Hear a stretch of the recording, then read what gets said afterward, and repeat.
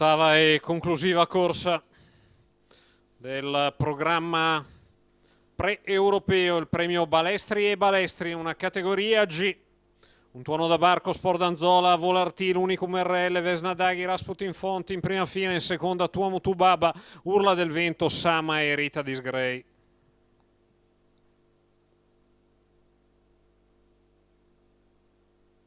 Stacco della macchina con Unicum RL e Rasputin Fonte in linea. Avanti a Sport Danzola. Dalla seconda fila Rita Disgrey, Unicum RL in vantaggio. Rasputin Font che abbozza e rimane di fuori visto che non c'è la possibilità di scavarsi un posto alla corda. Terzo lungo i birilli è Volartil.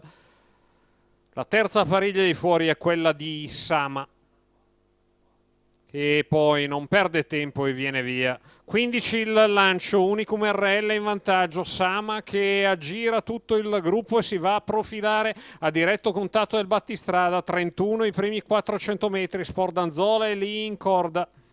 Sama che ha girato tutto il treno esterno e va dove doveva essere, ovvero al fianco di Unicum RL. 47 i 600 di gara. Davanti alle tribune Unicum RL in vantaggio nei confronti di Sama all'esterno, poi Sport Danzola con al fianco Rasputin Font, quindi Volartil. Il giro di corsa in 1-1 e 7, 14 e 8 davanti alle tribune. Si fa sentire la presenza di Sama all'esterno di Unicum RL.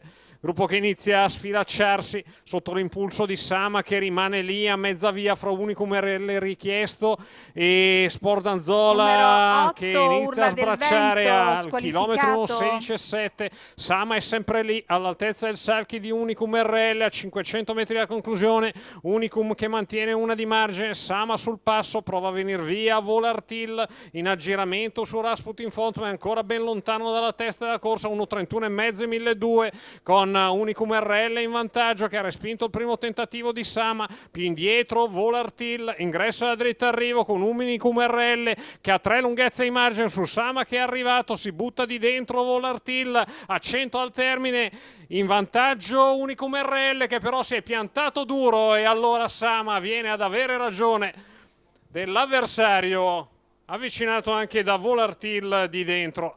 Vittoria di Sama, VP dell'Annunziata.